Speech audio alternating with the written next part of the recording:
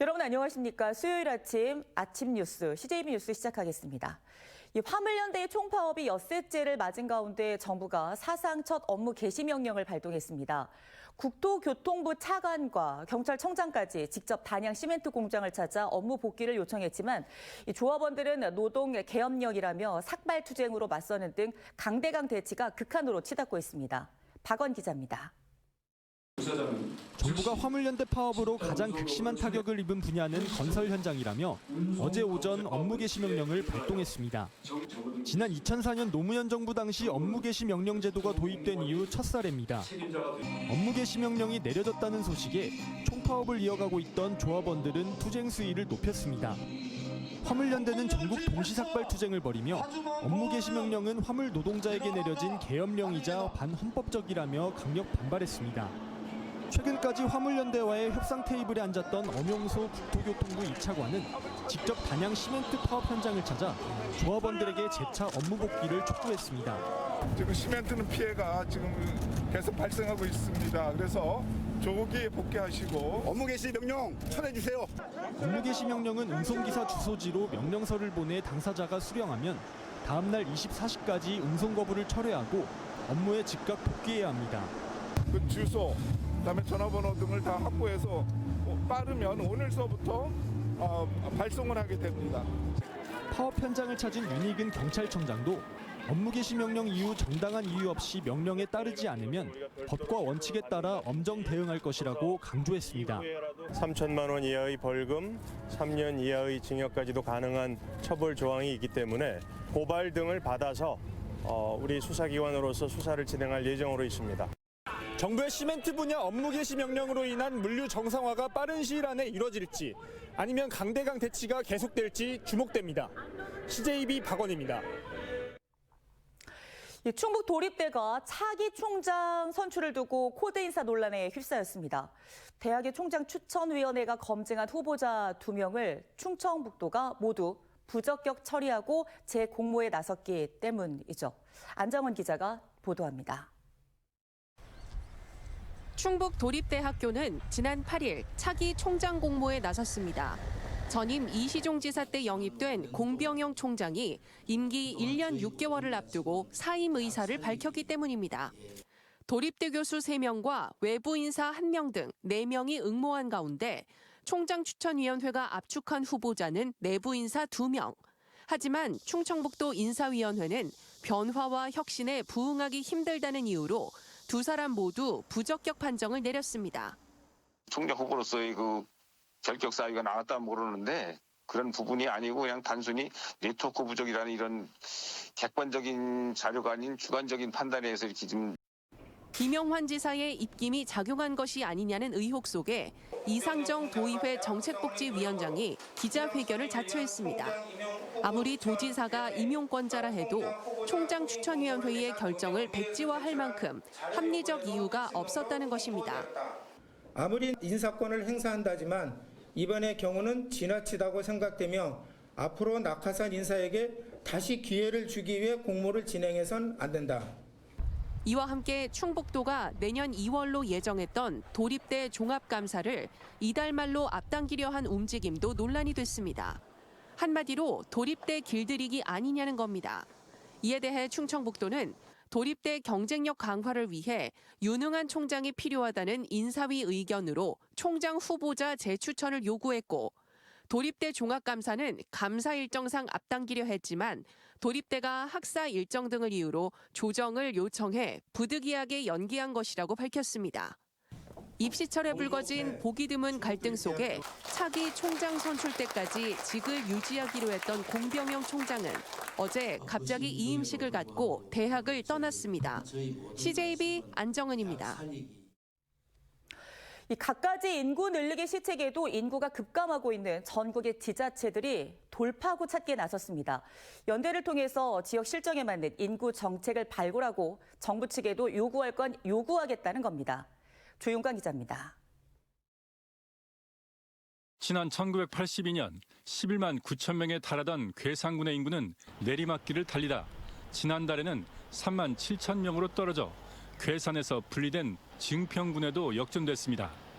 지난해 출생아 수는 84명인데 반해 사망자는 534명으로 무려 6.3배가 많습니다. 이대로라면 3만 명이 무너지는 것도 시간 문제라는 말이 나옵니다. 그리고 연세 많으신 분들 돌아가시고 그러니까 출생률 낮고 사망률 높고 그러니까 인구 감소 지역에 포함된 전국의 지자체들이 연대를 통한 공동 대응에 나서기로 했습니다. 괴산군과 강화군, 거창군, 신안군 등 전국 9개 지자체가 인구 감소 지역 협의회 출범을 위한 준비위원회를 발족했습니다. 또 저희가 역사적으로는 이제 고려시대 수도가 있었기 때문에 문화재들이 좀 많아서 또 문화재 보호법, 저희가 이제 섬 지역이라 또 일부 갯벌이 많아서 철새 도래지 보호구역. 첫 공식 모임에서 참석자들은 인구 감소로 인한 지역의 절박한 심정을 토로하며 3대 공동 제안문을 채택했습니다. 수도권에 집중된 양질의 일자리의 지역 분산과 문화, 교육, 의료, 주거 등의 인프라 확충, 겹겹이 둘러싸인 규제 완화를 정부 측에 요청했습니다. 앞으로 계속 확장이 돼서 나름대로 인구 소멸과 중앙정부 정책에 따른 여러 가지 문제점들을 함께 논의해서 효과가 극대화되고 무엇보다 지역의 목소리가 정부 정책에 반영될 수 있도록 하나의 창구가 필요하다는 데 의견을 모았습니다. 공동 목표를 하기 위해서는 89개 단체가 같이 가야 된다. 하나만 자치단체가 올라갔을 땐 누가 알아주겠어요, 이거를. 그래서 연대를 해서 그렇게 할 작정입니다. 준비위원회는 내년 3월 전국 89개 인구 감소 지역이 모두 참여하는 협의회를 공식 출범시키고 지역 실정에 맞는 인구 정책 발굴 등 본격적인 활동에 들어갈 계획입니다. CJB 조윤광입니다. 12월 한 달간 청주페이 10% 인센티브 충전 한도가 40만 원으로 상향됩니다. 청주시는 얼어붙은 소비심리 회복과 소상공인 지원을 위해 12월 한 달간 10% 인센티브를 지원하는 충전 한도를 현행 20만 원에서 40만 원으로 올린다고 밝혔습니다.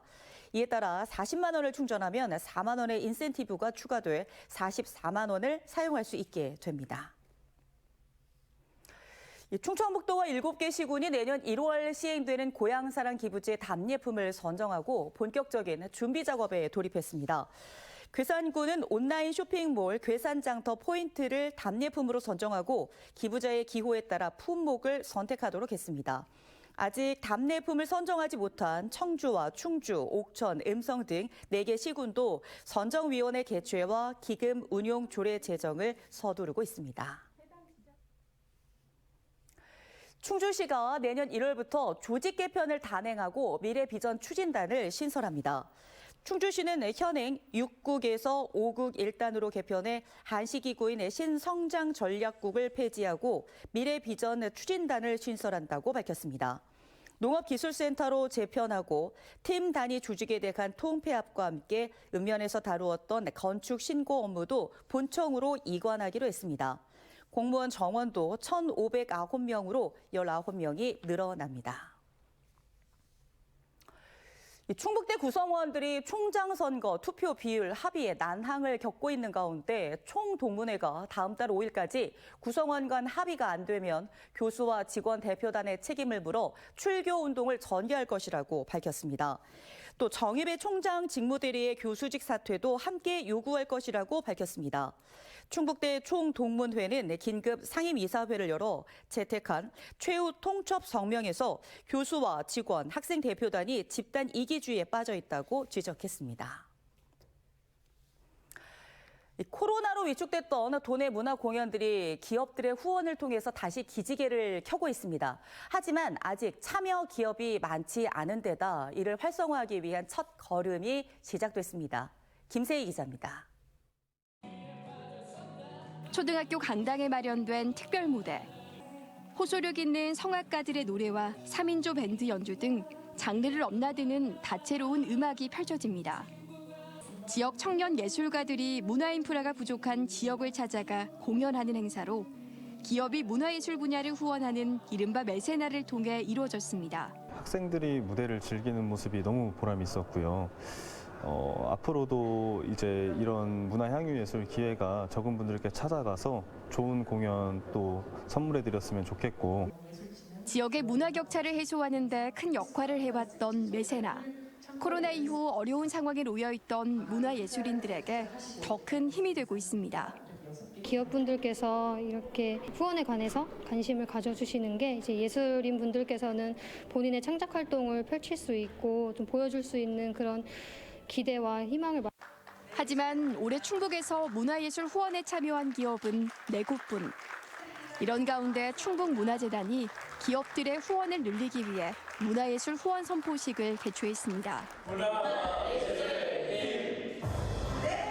충북문화재단은 매세나를 통해 지역 문화의 저변을 넓히고 문화예술인들이 안정적으로 활동을 펼칠 수 있도록 제도적 기반도 마련할 계획입니다. 이곳에 문화예술인들이 앞장서고 우리 기업인들이 힘을 모아주고 또 기업인들을 제가 뒤에서 돕고 이렇게 해서 이 충청북도와 청주를 우리 문화예술의 메카로. 기업의 사회적 가치를 실현하는 방안 중 하나인 매세나. 얼어붙은 문화예술계에 활기를 불어넣고 있습니다. CJB 김세희입니다. 청주시 보건소와 농업기술센터가 손을 맞잡았습니다. 설립 목적이 완전히 다른 두 기관이 과연 어떤 일을 하기 위해서일까요? 휴식과 치유의 목적이 있다고 하는데요. 자세한 내용을 진기훈 기자가 취재했습니다. 식물 뿌리가 잘 호흡할 수 있도록 자갈을 깔고 묘목을 옮겨 심은 뒤 푹신한 흙을 정성껏 덮어줍니다. 경증 치매 환자와 가족, 치매 예방교실 회원들을 대상으로 한 치매 예방 프로그램입니다.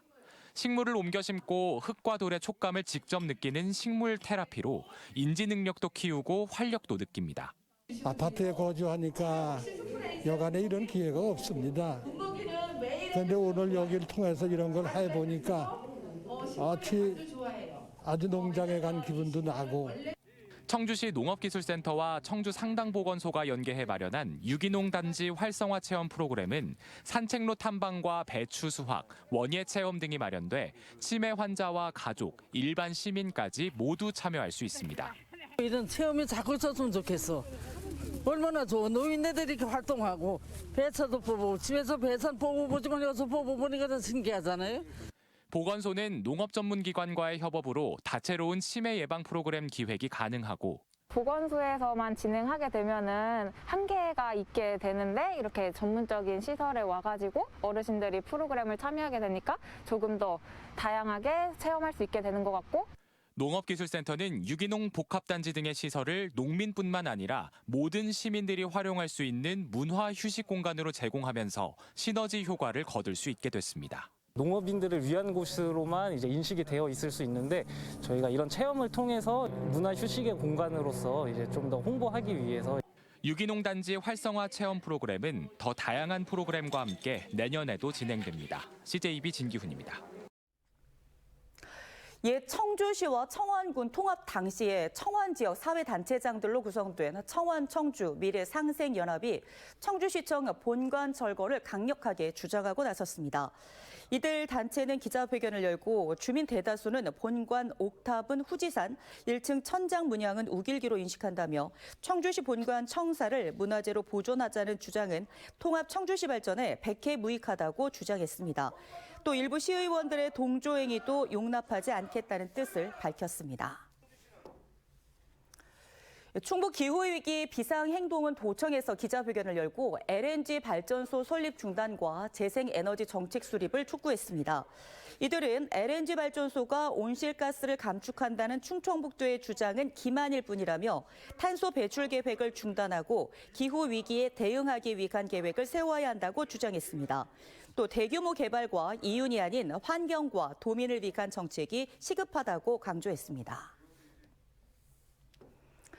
청주시 청소년 상담복지센터 청소년 안전망 운영 보고대회가 어제 청주도시재생센터에서 열렸습니다.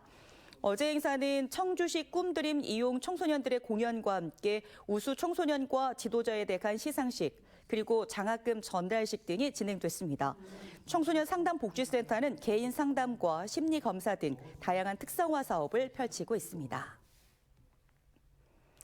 다음 달 10일부터 청주와 충주를 오가는 고속버스가 한국교통대학교 앞 정류소를 경유합니다. 한국교통대는 충청북도와 운수업체의 광역교통협의를 통해 동서울 강남터미널과 충주공영터미널 간 운행하는 노선 가운데 상하행 하루 각 5회씩 한국교통대학교 정류소에 정차한다고 밝혔습니다. 오늘 아침 기온이 많이 떨어졌습니다. 너무 춥지 않도록 따뜻하게 챙겨 입으시면 좋겠습니다. CJB 아침 뉴스 마치겠습니다. 고맙습니다.